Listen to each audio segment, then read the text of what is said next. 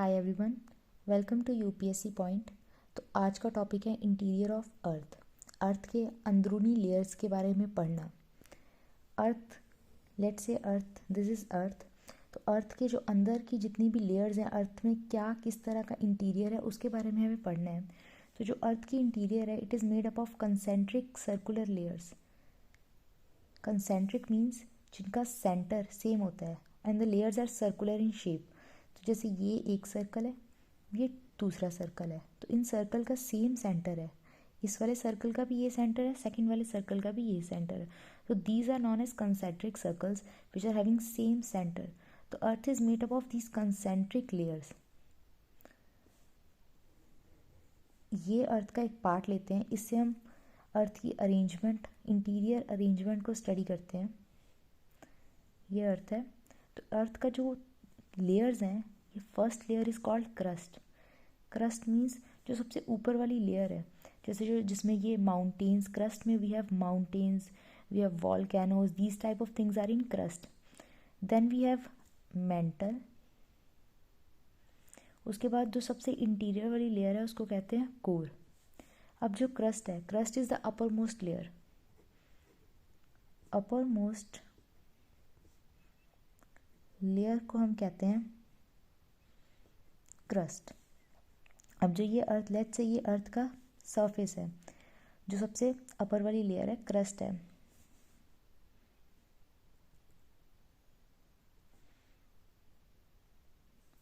तो अर्थ के सरफेस पे we have mountains, we have plateaus. Plateaus भी माउंटेन्स ही होते हैं, बट उनकी जो टॉप में ये कॉनिकल पीक नहीं होती, रैदर जो पीक होती है ना उनकी, वो बहुत फ्लैट होती है। और ये है ओशियंस, और अर्थ पे ओशियंस भी है। तो जो क्रस्ट पे we have land forms, we have oceans. अब जो ओशियंस है, ओशियंस के अगर हम डीप जाएं तो एक टाइम पे बहुत डीप जाने के बाद एक क्रस्ट आ जाएगी कि यहाँ तक ही ओशियन था, यहीं तक वाटर है। तो जो ये वाली क्रस्ट है, this known as oceanic crust. और जो अपर है, अपर जो ये वाली क्रस्ट है जिसमें माउंटेन्स है, प्लेट्यूज है, ये सब लैंडफॉर्म हमें दिखते हैं, इसको कहते हैं कॉन्टिनेंटल क्रस्ट। इसको हम कहते हैं कॉन्टिनेंटल क्रस्ट। तो अर्थ की जो क्रस्ट है, it is divided into two parts. एक पार्ट जो सरफेस है, जिस पे हम चलते हैं, जिस पे माउंटेन्स है, जिस पे प्लेट्यू हैं, उस वाली सतह को कहते हैं कॉन्टिनेंटल क्रस्ट। और दूसरी क्रस्ट है ओशियानिक क्रस्ट। ओशंस के डीप जाके जो क्रस्ट आती है। तो जो ये अब ये जो लेयर, ये अरेंजमेंट है, ये सर्कुलर लेयर की फॉर्म में है। तो जैसे फर्स्ट लेयर हमने ले लिया, ये क्रस्ट है, ये पूरी हम ये जो ये लेयर है, ये क्रस्ट है। तो हम क्रस्ट के बारे में डिस्कस कर रहे हैं, ये वाली सारी लेयर क्रस्ट है। तो क्रस्ट में कॉन्टिनेंटल और ओशियानिक क्रस्ट है। ये पूरी एक्चुअल में यहाँ से लेके यहाँ तक है लेयर, फर्स्ट लेयर। तो जो ये कॉन्टिनेंटल क्रस्ट है, इसकी तो डेप्थ इतनी है, बट ओशियानिक की इज इतनी। तो oceanic crust is thinner and the continental crust is thick. Continental crust तो थिक है, but oceanic crust it is very thin. But actual में जो डेंसिटी है ना, वो ओशियानिक क्रस्ट की ज़्यादा होती है कॉन्टिनेंटल क्रस्ट से। अब नेक्स्ट इज मेंटल। जो ये लेयर्ड अरेंजमेंट है, क्रस्ट, मेंटल, कोर, इनके बारे में हम डिटेल में अलग से करेंगे। अभी हम बस इंटीरियर की स्टडी करने के लिए क्या क्या सोर्सेज हैं उसके बारे में डिस्कस करेंगे। बट उन सोर्सेज से हमने कैसे इंटीरियर को डिस्कस किया, फिर एक्चुअल जो इंटीरियर की अंदर कौन कौन सी लेयर्स हैं उनके बारे में डिटेल में हम नेक्स्ट लेक्चर में करेंगे। तो अब इसके बाद है मेंटल। क्रस्ट और मेंटल के बीच में ये एक ब्रीफ दे रही हूँ ताकि आपको आगे का पूरा लेक्चर समझ आ जाए। अब क्रस्ट और मेंटल के बीच में एक लेयर होती है asthenosphere. This layer is known as asthenosphere. First we have crust, जो कि सॉलिड, जो कि कॉन्टिनेंटल क्रस्ट और ओशियानिक क्रस्ट में डिवाइड करी गई है। उसके बाद आता है एस्थेनोस्फीयर, देन उसके बाद आता है मेंटल, और उसके बाद आता है कोर। कोर में भी we have, core is divided into two parts, outer core, और जो ये वाला पार्ट है ये है inner core. Outer core is liquid in form, और जो इनर कोर है वो सॉलिड में है। तो earth is made up of concentric layer, the interior of earth is made up of concentric layer first we have crust. Crust is divided into continental and oceanic. कि अगर हम जो crust है, जो लैंड हम देखते हैं, उसमें कई कई जगह पहाड़ है, प्लेट्यूज है, इन सबको कहते हैं कॉन्टिनेंटल क्रस्ट. और कई जगह ओशियंस है, लेक्स हैं, और उसकी जो सबसे डीप में जो लैंड है उसको कहते हैं ओशियनिक क्रस्ट. उसके बाद हमारे पास आता है एस्थेनोस्फियर. एस्थेनोस्फियर और क्रस्ट, क्रस्ट प्लस एस्थेनोस्फियर, ये दोनों पार्ट को मिलके हम कहते हैं lithosphere. Then we have mantle, then we have core.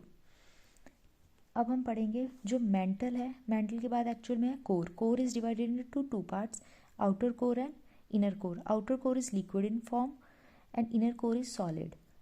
Mental भी सॉलिड में है. अर्थ एज अ होल, पूरी अर्थ एक सॉलिड फॉर्म में है except the outer core. Outer core liquid में, बाकी सारी अर्थ सॉलिड में है. एस्थेनोस्फियर है, जो एस्थेनोस्फियर है ये semi solid, it is in semi solid shape. ये सेमी सॉलिड शेप में है और जेली लाइक स्ट्रक्चर में है.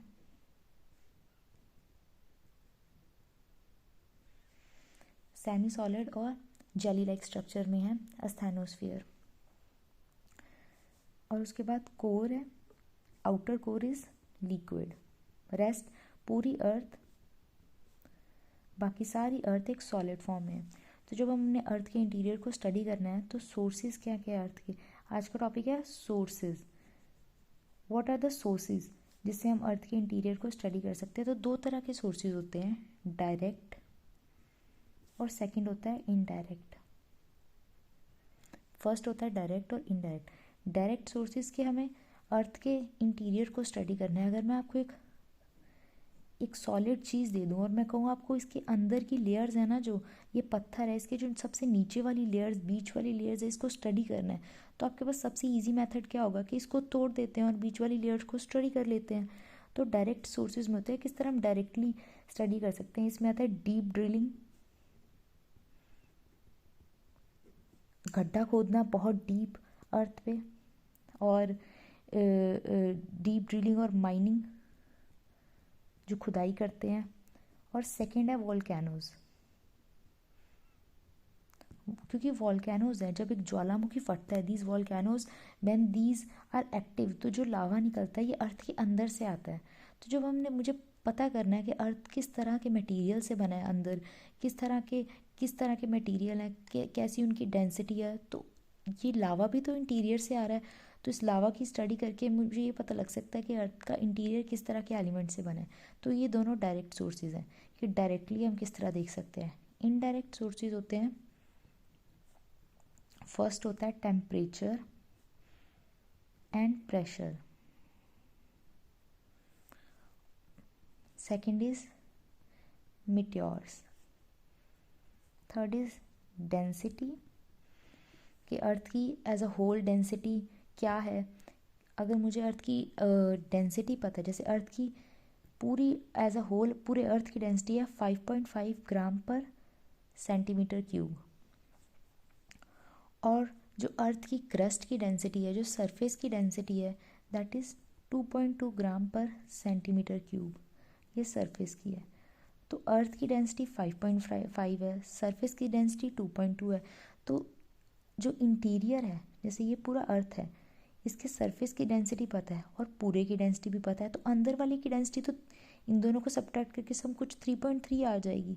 तो मतलब इंटीरियर में कुछ डेंसर एलिमेंट्स है, क्योंकि इंटीरियर की डेंसिटी है वो बहुत ज़्यादा है सरफेस से, तो अर्थ के इंटीरियर में डेंस एलिमेंट्स है. तो जब हम डायरेक्ट सोर्सेज में और फोर्थ है अर्थक्वेक वेव्स. अर्थक्वेक वेव्स ये 4 हैं इनडायरेक्ट सोर्सेज, ये हैं डायरेक्ट सोर्सेज. तो सबसे पहले हम डायरेक्ट सोर्सेज की तरफ चलते हैं. तो फर्स्ट है डीप ड्रिलिंग और माइनिंग. तो आज तक जो हमने सबसे डीपेस्ट होल डिग किया अर्थ पे वो है 5 किलोमीटर का, जो कि है Robinson deep in Africa, in south Africa, Robinson deep. ये जो घट्टा किया है ये सरफेस पे है, ये कॉन्टिनेंटल क्रस्ट हमने ये लैंड पे किया है। अब क्योंकि ओशियानिक क्रस्ट हमें पता है कि ओशियानिक क्रस्ट की डेप्थ कम है, जब यहाँ पे हम 5 किलोमीटर डिग करेंगे तो हम कुछ यहाँ तक पहुँचेंगे, तो उससे कुछ रेलिवेंट इन्फॉर्मेशन नहीं मिलेगी। 5 kilometre is nothing as compare to the radius of earth. अगर हम ओशियानिक क्रस्ट जो कि ऑलरेडी बहुत थिन है, अगर हम already very close to the second layer, दूसरी लेयर से ये वाली चीज़, तो अगर इसमें इतनी डेप्थ यहाँ कर रही हूँ तो मैं यहीं तक पहुँचूंगी, अगर इतनी डेप्थ यहाँ करूँगी तो मैं नेक्स्ट लेयर के क्लोज तक पहुँच जाऊँगी। तो हमने ओशियन में, फिर हमने सोचा कि ओशियन में अब ड्रिलिंग करते हैं। तो ओशियन में ड्रिलिंग करने के लिए हमने आर्कटिक ओशियन चूज़ किया। तो आर्कटिक ओशियन में है Kola mines in Kola peninsula, जो कि 12 किलोमीटर डीप है। These are 12 kilometre deep. अब जो एक्चुअल में अर्थ है, इसका रेडियस है ना, जो ये कंसेंट्रिक लेयर है, एक सेंटर है, तो जो इसका रेडियस है ना वो 6371 किलोमीटर है। तो it is approximately we can say 6000 kilometre. और 6000 किलोमीटर के आगे आपका 12 किलोमीटर और 5 kilometre is irrelevant.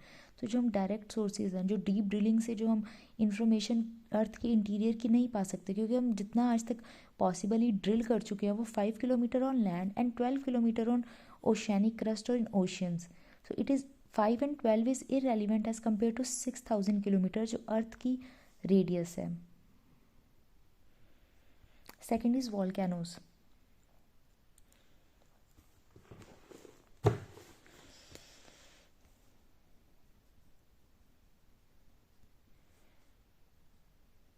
Second is volcanoes.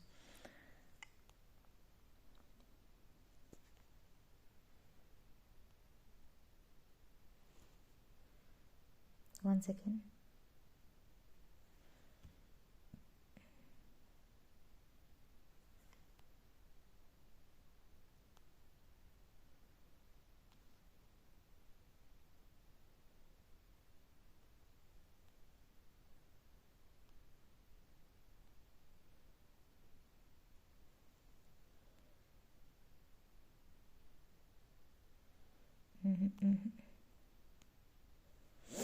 Second is volcanoes. तो जो वॉल्केनोज हैं, आई एम सॉरी, आप वीडियो आगे करके देख लेना। तो जो वॉल्केनोज है, अर्थ पे जो वॉल्केनोज है, इनसे लावा आता है, लावा। तो ये जो लावा है ये अर्थ के इंटीरियर से आ रहा है। तो जब हम इस ये लेट्स से एक वॉल्केनो है, इससे लावा निकला, तो ये जो लावा है ये जब सॉलिडिफाई होगा तो ये एक लैंडफॉर्म की शेप ले लेगा। जितने भी माउंटेन्स हैं लाइक रॉकीज़ एंड एंडीज़, ये सारे लावा से बने हैं। ये जो सारे लैंडफॉर्म्स हैं ये लावा से बने हैं। तो हम जब इन माउंटेन्स की स्टडी करेंगे तो हमें पता चल जाएगा अर्थ का इंटीरियर का स्ट्रक्चर कैसा है, क्योंकि ये लावा भी तो अर्थ के अंदर से आया ना। बट जो ये लावा है ये 200 किलोमीटर की डेप्थ से आता है, क्योंकि ये लावा, जो लावा है, जितना भी लावा है, जितने भी वॉल्केनोस बर्स्ट होते हैं, जो लावा आता है ना ये एस्थेनोस्फीयर से आता है। और जो एस्थेनोस्फीयर है वो 200 किलोमीटर डीप है। Lava comes from a high depth of 200 kilometre from asthenosphere, और अर्थ का रेडियस वी नो कि 6000 किलोमीटर है। तो अगेन 200 किलोमीटर से जो हमें इंफॉर्मेशन मिल रही है दैट इज़ इररेलेवेंट, क्योंकि अर्थ का रेडियस तो 6000 किलोमीटर है। तो वोल्केनोज भी डायरेक्ट सोर्स में है, बट इससे भी हमें कुछ अर्थ के इंटीरियर की अच्छी तरह से नॉलेज नहीं प्राप्त हो सकती। तो हम सेकंड सोर्स पे जाएंगे जो कि इनडायरेक्ट सोर्सेज। तो इनडायरेक्ट सोर्स में सबसे पहले है टेम्परेचर एंड प्रेशर। सबसे फर्स्ट है टेम्परेचर एंड प्रेशर। तो जो टेम्परेचर एंड प्रेशर है, जैसे जैसे हम अर्थ के नीचे जाते हैं, जैसे ये अर्थ की लेयर्ड अरेंजमेंट है, जैसे जैसे हम अर्थ के नीचे जा रहे हैं बोथ टेम्परेचर और प्रेशर इंक्रीज़ हो रहा है, टेम्परेचर भी इंक्रीज़ हो रहा है, प्रेशर भी इंक्रीज़ हो रहा है। प्रेशर क्यों इंक्रीज़ हो रहा है? जैसे ये लेयर है, हम इस लेयर पे हैं, जब हम इसके नीचे वाली लेयर पे जाएंगे तो ये वाली लेयर को, इस लेयर का वेट इस लेयर पे है, सेकंड वाली लेयर पे, तो इस पे प्रेशर पड़ रहा है फर्स्ट वाली लेयर की वेट का। देन इस वाली पे तो और प्रेशर है क्योंकि इसके ऊपर 2 लेयर हैं, तो इस पे इन दोनों लेयर्स का प्रेशर है। देन थर्ड पे इन 3 लेयर्स का प्रेशर है। तो as we go down, pressure of the upper layers are increasing. और जैसे जैसे प्रेशर इंक्रीज़ हो रहा है तो इन ये जो रॉक्स हैं, इनमें जो कुछ एलिमेंट्स हैं, ये रॉक्स हैं, ये these rocks they starts disintegration होने लगता है इनका, मतलब ये रॉक्स टूटने लग जाती हैं। ये जो रॉक्स हैं इनमें रेडियो एक्टिव एलिमेंट्स भी है। जैसे जैसे प्रेशर इंक्रीज़ हो रहा है, जो ये रेडियो एक्टिव एलिमेंट्स हैं ये टूटने लग गए हैं। अब इन रेडियो एक्टिव एलिमेंट्स के टूटने से एनर्जी रिलीज़ होती है, जिससे एनर्जी इंक्रीज़ होती है, एनर्जी रिलीज़ होती है। तो एनर्जी रिलीज़ होने से टेम्परेचर इंक्रीज़ होता है। तो जैसे जैसे नीचे जा रहे हैं, both temperature and pressure are increasing. अगर इनमें से सिर्फ टेम्परेचर इंक्रीज़ हो रहा होता, प्रेशर नहीं इंक्रीज़ हो रहा होता, तो जैसे जैसे नीचे जा रहे हैं जो एलिमेंट्स हैं उनकी डेंसिटी कम होती जानी थी, क्योंकि टेम्परेचर इंक्रीज़ हो रहा है। तो सॉलिड फॉर्म में तो कुछ भी नहीं होना था, सब कुछ या तो लिक्विड फॉर्म में होना था या तो गैसियस फॉर्म में। बट टेम्परेचर के साथ साथ प्रेशर भी इंक्रीज़ हो रहा है। वाटर 100 डिग्री सेल्सियस पे बॉईल करता है जब 1 एटमॉस्फेरिक प्रेशर हो, प्रेशर 1 एटमॉस्फेरिक हो। लेकिन यही अगर हम प्रेशर 2 एटमॉस्फेरिक लेट से कर दें तो वाटर जहाँ जो 100 डिग्री पे बॉईल हो रहा था वो 120 डिग्री पे हो जाएगा। अब उसका जो बॉइलिंग और मेल्टिंग पॉइंट है वो इंक्रीज़ हो गया। तो जैसे जैसे नीचे जा रहे हैं प्रेशर भी इंक्रीज़ हो रहा है। तो जो भी रॉक्स हैं इनका मेल्टिंग, जो भी इसमें एलिमेंट्स हैं इनका मेल्टिंग और बॉइलिंग पॉइंट इंक्रीज़ होता जा रहा है। तो मतलब कि जब टेम्परेचर ओवर पावर करेगा प्रेशर को, तो जो लेयर्स हैं वो किस में होंगी? लिक्विड में। अब आउटर कोर है, जो आउटर कोर है, वी नो के आउटर कोर इज लिक्विड। हमें पता है आउटर कोर लिक्विड है, मतलब कि आउटर कोर में टेम्परेचर ने प्रेशर को ओवर पावर कर दिया है। और इनर कोर है, जो इनर कोर है वो सॉलिड है, मतलब प्रेशर इज ओवर, मतलब इसका मतलब pressure is over powering temperature here. अब सेकंड सोर्स है, ये टेम्परेचर और प्रेशर के बारे में है। जैसे जैसे नीचे जा रहे हैं टेम्परेचर और प्रेशर दोनों इंक्रीज़ हो रहा है। तो हम टेम्परेचर और प्रेशर के इंक्रीज़ होने से ये पता लगा सकते हैं कि कौन सी लेयर सॉलिड है, कौन सी लेयर लिक्विड है। तो हमें अर्थ के इंटीरियर का कुछ इस तरह से पता लग रहा है कि कहाँ पे सॉलिड लेयर आएगी, कहाँ पे लिक्विड है। अब जो सेकेंड सोर्स है इनडायरेक्ट सोर्सेज में, first is temperature and pressure, second हम करेंगे मिट्योर। मिट्योर्स और मीटियोराइट्स क्या होते हैं? मिट्योर्स जो फॉरेन पार्टिकल हैं जो स्पेस से अर्थ में एंटर करते हैं, these are known as meteors.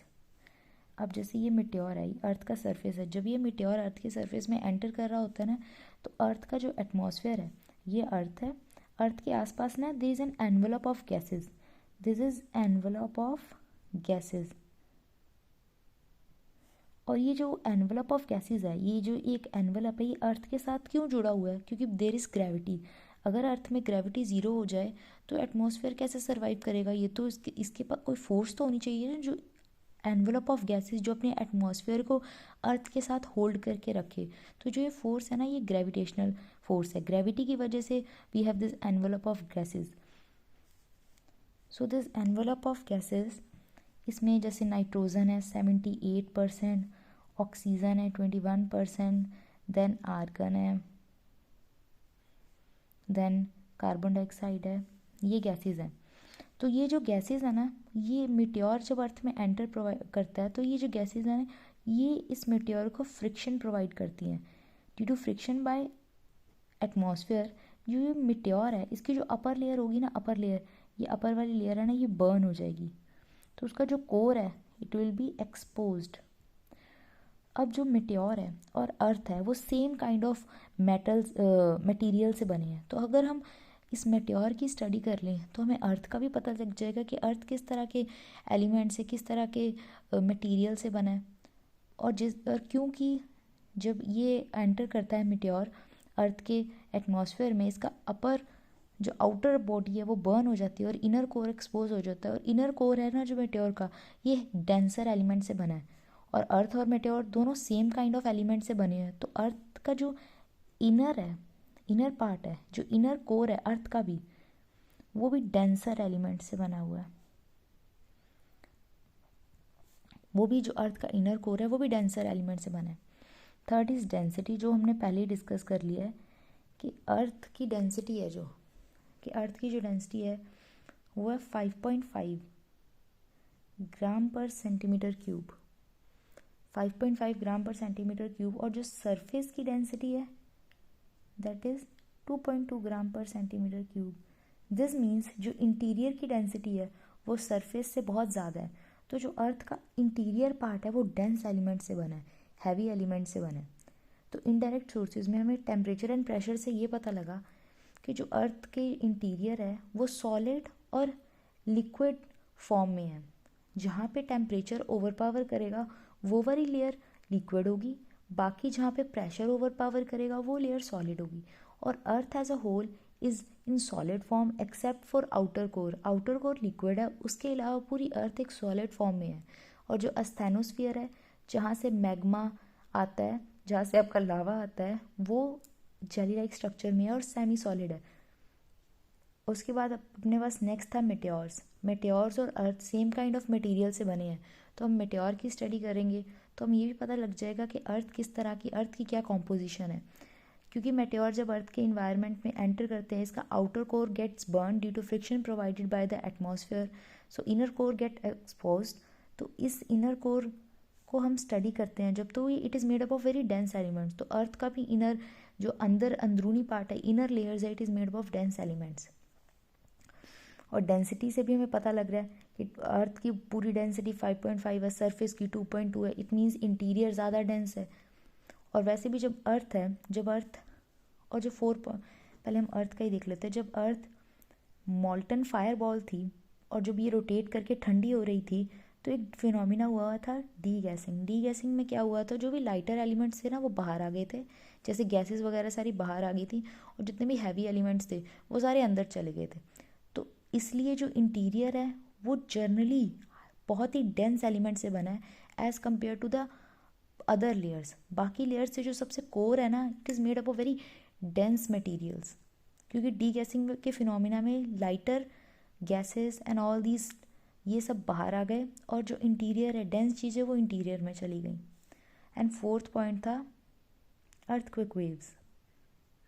Earthquake waves तो एक अपने आप में कंप्लीट एक टॉपिक है जिसमें पी वेव्स, एस वेव्स हैं, और किस तरह अर्थक्वेक की लेयर्स सरफेस से इंटरेक्ट करके सरफेस लेयर्स बनाती हैं, बॉडी लेयर्स बनाती हैं। तो जो अर्थक्वेक वेव्स होती हैं, जैसे अर्थक्वेक है, अर्थक्वेक क्यों होता है, जब ये अर्थ का क्रस्ट है, अब अर्थ के डीप में प्लेट्स हैं, these are known as tectonic plates. ये प्लेट्स ना आपस में मूव करती रहती हैं। जब ये प्लेट्स मूव करती हैं, आपस में टकराती हैं या आपस में एक दूसरे से दूर होती हैं या एक दूसरे को के ऊपर से निकल जाती हैं, जब एक दूसरे के ऊपर से इस तरह से मूव करती हैं, this known as transform boundary. जब दोनों एक दूसरे की इस डायरेक्शन में मूव करते हैं ना, इसको कहते हैं कन्वर्जेंट बाउंड्री। अब जब इस डायरेक्शन में मूव करते हैं इसको कहते हैं डाइवर्जेंट बाउंड्री। तो इनकी मूवमेंट से इन सब टेक्टोनिक प्लेट्स की मूवमेंट से जो सरफेस पे अर्थक्वेक वेव्स प्रोड्यूस होती हैं।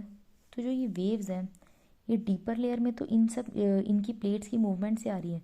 तो जो ये बॉडी वेव है, क्योंकि अर्थ की बॉडी अंदर से आई है, और अर्थक्वेक वेव ना 2 टाइप्स की होती हैं, सरफेस और बॉडी।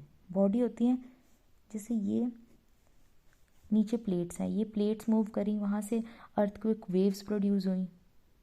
ये प्लेट्स आपस में मूव करी तो उससे क्या हुआ कि फ्रिक्शन पैदा हुआ, तो उससे एनर्जी रिलीज़ हुई। अब ये एनर्जी है, ये energy in the form of earthquake waves release होती है। तो जब ये जहाँ से स्टार्ट हुआ ना नीचे से, उसको कहते हैं फोकस और हाइपोसेंटर। अर्थक्वेक जहाँ से नीचे से स्टार्ट हुआ, नीचे वाले पॉइंट को कहते हैं फोकस और हाइपोसेंटर। और इसी के exactly above the point right above the surface, this is known as epicentre. जब भी आप अर्थक्वेक देखोगे, कहीं पे भी अर्थक्वेक आया, कोई न्यूज़ आई होती है, वो कहते हैं एपिसेंटर का है, कि मतलब ये स्टार्ट कहाँ से हुआ है, मतलब ये अर्थक्वेक इस रीजन से स्टार्ट हुआ है, उसकी जो वेव्स हैं आप यहाँ पे भी फील कर रहे हो, यहाँ पे भी फील कर रहे हो, बट एपिसेंटर कहाँ है, स्टार्ट कहाँ से हुआ है, मतलब ये ऊपर सरफेस में स्टार्ट कहाँ से हुआ है, नीचे से तो प्लेट्स ने एक दूसरे से मूव किया, फ्रिक्शन से एनर्जी रिलीज हुई है, एनर्जी अर्थक्वेक वेव्स की फॉर्म में मूव करी। तो अब जब ये वेव है, अब जो नीचे से वेव स्टार्ट हुई है ना, इसको कहते हैं बॉडी वेव। अब यही बॉडी वेव जब ये सरफेस पे आती है ना, उस पॉइंट को एपिसेंटर कहते हैं। लेकिन सरफेस पे अब हमारे लैंड फॉर्म्स भी हैं, जब ये लैंड फॉर्म के साथ इंटरेक्ट करती है तो ये सरफेस वेव बन जाती है। तो अर्थक्वेक वेव्स हैं वो सरफेस और body, two kind of waves हैं, सरफेस एंड बॉडी। और जो बॉडी वेव्स हैं इसे पी वेव्स और एस वेव्स में फर्दर डिवाइड कर सकते हैं, P waves and S waves. अब पी वेव्स और एस वेव्स को स्टडी जब हम करते हैं ना, कि पी वेव्स होती है ना वो सॉलिड, लिक्विड, गैस, तीनों में से मूव कर सकती है। और जो एस वेव है, एस मतलब सॉलिड, इस तरह से याद कर सकते हो, सिर्फ सॉलिड में मूव कर सकती है, ये सिर्फ सॉलिड में मूव कर सकती है। तो जब हमने इन वेव्स को स्टडी किया ना कि अर्थ के इंटीरियर से आ रही है, तो हमें ये पता लगा जो एस वेव है ना वो सॉलिड से मूव कर सिर्फ सॉलिड से मूव कर सकते हैं। और जो ये आउटर कोर है ना, एस वेव का जो रीज़न था वो इतना रीज़न आया, मतलब ये इनर कोर आउटर कोर क्योंकि लिक्विड में है तो लिक्विड में जा ही नहीं सकती। तो जो एस वेव को स्टडी किया वो बस इस रीज़न में, इतने रीज़न में आई, और ये इस एस वेव का था शैडो रीज़न। शैडो मतलब यहाँ पे नहीं थी। जब पी वेव को स्टडी किया ये पूरे रीज़न में थी, पर इसका भी एक शैडो रीज़न था। पी वेव तीनों में से पास कर सकती है, पर इसमें इसकी तीनों में स्पीड अलग अलग होती है। तो जैसे rarer to denser towards the normal, denser to rarer away from normal. तो इस तरह से जब वेव की हमने मूवमेंट शुरू की तो पी वेव का शैडो रीजन वो कम था, एस वेव का ज़्यादा था। मतलब कि आउटर के बाद तो आप एस लेयर को पता भी नहीं कर पा रहे थे कहाँ है, तो मतलब आउटर लेयर है वो लिक्विड है, क्योंकि एस वेव तो लिक्विड में से पास नहीं कर सकती, लेकिन पी वेव तीनों में से पास कर सकते हैं। बट इसकी स्पीड चेंज होने के कारण इसका भी एक शैडो रीजन था। तो इससे पता लग गया कि लेयर्स की डेंसिटी अलग है, आउटर लेयर लिक्विड है, इस वाले फिनोमिना से पता लगा। अब जो अर्थक्वेक वेव, क्या पी वेव्स क्या होती हैं, एस वेव क्या होती हैं, ये हम कल पढ़ेंगे। आज का जो टॉपिक था उसमें था हमें इंटीरियर ऑफ अर्थ के सोर्सेज। तो इंटीरियर ऑफ अर्थ है, उसमें कोर, 3 लेयर्स हैं, 3 कंसेंट्रिक लेयर हैं, crust, mental, core. Core is divided into outer core and inner core. Outer core is liquid in form, inner core is solid in form. Then we have crust. Crust is divided into continental crust and oceanic crust. Continental crust is comparatively way thicker than the oceanic crust. And then we have asthenosphere, जो कि crust और mental के बीच में एक jelly like structure है। Earth as a whole is solid in form except for core, outer core. Outer core liquid में है, inner core solid है, एस्थेनोस्फीयर एक जेली लाइक स्ट्रक्चर में है। अब सोर्सेज हैं इनडायरेक्ट और डायरेक्ट सोर्सेज। डायरेक्ट में अगर हम डीप ड्रिलिंग कर लें, सीधा एक खड्डा खोद के देख लें कि अर्थ है कितनी गहरी, कितने किलोमीटर इसका रेडियस है। तो जो हमने आज तक जो ड्रिलिंग करी है वो 5 किलोमीटर लैंड पे करी है, 12 किलोमीटर ओशंस में करी है। बट एक्चुअल में अर्थ का इंटीरियर 6371 किलोमीटर है, जो कि ऑलमोस्ट 6000 किलोमीटर है। तो 5 किलोमीटर से हमें जो अर्थ के अंदर की एलिमेंट्स की इंफॉर्मेशन मिली है वो इरेलीवेंट है, क्योंकि एक्चुअल में तो 6000 किलोमीटर पे, आप 4000 किलोमीटर पे एलिमेंट्स अलग हैं। क्या पता अर्थ सॉलिड है कि लिक्विड है, आउटर कोर किस तरह का है, हमें ये नहीं पता। और जो ओशियानिक क्रस्ट पे डीप ड्रिलिंग है वो 12 किलोमीटर है, वो कोला माइंस में आर्टिक ओशन में करी गई है। And then we have indirect sources. Indirect sources में टेम्परेचर एंड प्रेशर। जैसे जैसे हम नीचे जा रहे हैं, both temperature and pressure both are increasing. Pressure is increasing, why? Because जैसे जैसे हम नीचे जा रहे हैं the pressure of upper layer is increasing on the lower layers. और टेम्परेचर क्यों इंक्रीज़ हो रहा है? क्योंकि ये रॉक में कुछ रेडियो एक्टिव एलिमेंट है जिसकी डिसइंटीग्रेशन हो रही है, एनर्जी रिलीज हो रही है, तो टेम्परेचर इंक्रीज़ हो रहा है। अब जब टेम्परेचर प्रेशर को ओवरपावर करेगा तो लेयर लिक्विड होगी। तो आउटर कोर लिक्विड है, इसका मतलब उस आउटर कोर में टेम्परेचर का जो इफेक्ट है it is overriding the pressure. और inner core is solid because pressure उस चीज़ में ज़्यादा होगा, देन प्रेशर का जो इफेक्ट है वो ज़्यादा ओवर पावरिंग होगा देन टेम्परेचर। मिट्योर्स की स्टडी से भी हमें पता लग सकता है अर्थ का इंटीरियर किस तरह का है, क्योंकि मिट्योर और अर्थ सेम काइंड ऑफ एलिमेंट से बने हैं। तो मिट्योर कि जो जब मेटेओर अर्थ के अंदर एंटर करता है इसका आउटर कोर बर्न हो जाता है तो इनर कोर एक्सपोज हो जाता है। तो इनर कोर स्टडी करके हम पता कर सकते हैं कि अर्थ का इनर कोर और मेटेओर का इनर कोर किस तरह का है, क्योंकि वो दोनों का सेम ही होगा, सेम ही एलिमेंट से बना है। मेटेओर के इनर कोर में डेंसर एलिमेंट्स होते हैं, इससे हमें पता लगता है कि अर्थ के इंटीरियर में भी डेंसर एलिमेंट्स हैं। थर्ड अर्थक्वेक वेव है, थर्ड डेंसिटी है कि अर्थ की एज ए होल 5.5 ग्राम पर सेंटीमीटर क्यूब डेंसिटी और सरफेस की डेंसिटी 2.2 ग्राम पर सेंटीमीटर क्यूब है। तो इसका मतलब कि इंटीरियर डेंस एलिमेंट से बना है earthquake wave.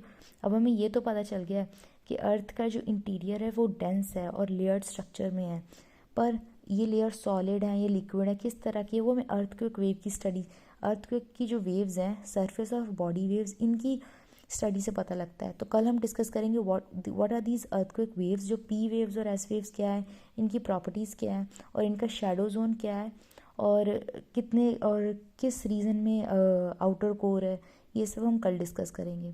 So this is all for today. आज हमने जो सोर्सेज कवर किए हैं ये आपने कल रिवाइज़ करने हैं और इसके नोट्स मैं नेक्स्ट लेक्चर में प्रोवाइड करूँगी।